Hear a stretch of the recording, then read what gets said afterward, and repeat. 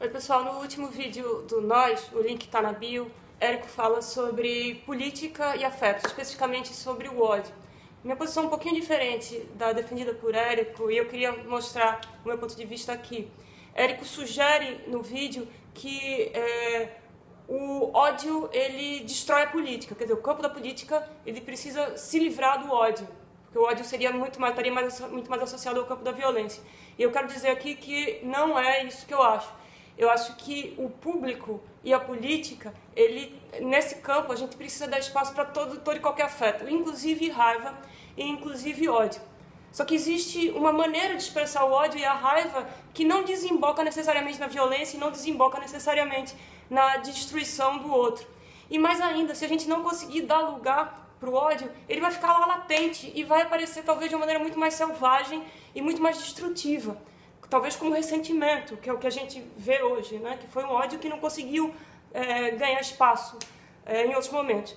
Então, para trabalhar essa questão, queria insistir num ponto. O ódio hoje ele está muito dirigido a figuras do que a direita, a ultradireita brasileira costuma chamar de politicamente correto. Agora, o que é mesmo politicamente correto? A história é uma palavra também importada do vocabulário norte-americano, muitas coisas andam sendo importadas, né, pela ultradireita brasileira da norte-americana. Então, o politicamente correto foi usado na década de 60 e 70 pelos movimentos de minorias nos Estados Unidos, mas era usado de uma maneira irônica. Ah, você está sendo muito politicamente correto, está sendo certinho demais. E depois disso, na década de 80, começo da década de 90, a direita pegou essa palavra para si e começou a acusar principalmente o movimento feminista e o movimento negro, de ser politicamente correto. Quer dizer, um norte-americano do meio oeste branco imaginava que o negro estava ali roubando seu emprego e era obrigado a sentir pena dessa pessoa que, segundo a sua visão, estaria roubando o seu emprego. Quer dizer, o politicamente correto seria uma maneira de dizer como as pessoas devem vir a sentir.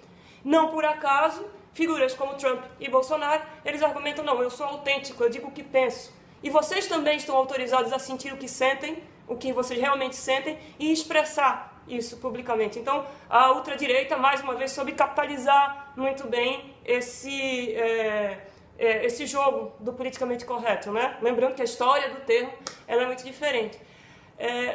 Ocorre que, se a gente olhar para o campo da esquerda, esse problema do discurso do ódio, ele não é tratado de uma maneira tão simplista como o argumento da ultradireita pretende demonstrar. De fato, em alguns momentos a esquerda precisou frear discursos do ódio.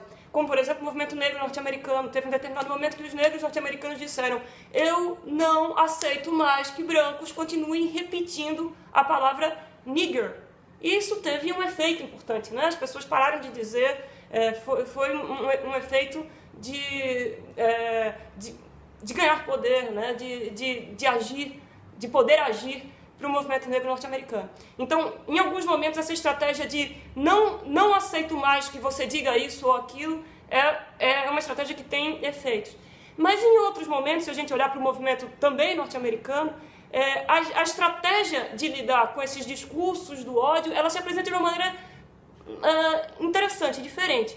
Por exemplo, o movimento queer nos Estados Unidos, em vez de dizer a palavra queer nos Estados Unidos, no final da década de 80 ainda, durante a década de 80 e no seu final, dizia assim, queer é sinônimo de bicha, de gay, no sentido pejorativo. E as pessoas do movimento queer, em vez de proibir que essa palavra fosse dita, eles se reapropriaram da palavra. Continue me chamando de queer. Agora, não só você vai me chamar de queer. As pessoas aqui da Califórnia que estão agindo junto comigo, a gente vai usar essa palavra, mas a gente vai dar um outro sentido. E eles tiveram um grande sucesso nesse processo, né? A palavra queer, se você for para Nova York, tem muito mais um sentido de alguém que é interessante, alguém que não se encaixa muito bem em qualquer caixinha para o gênero, tem um certo excentrismo e alguém que provoca essa curiosidade. Então, veja, uma outra estratégia, em vez de impedir que o outro fale, mesmo que essa fala seja uma fala de ódio, dar conta, se dá outro sentido às palavras. E aí o movimento queer, ele abre uma outra possibilidade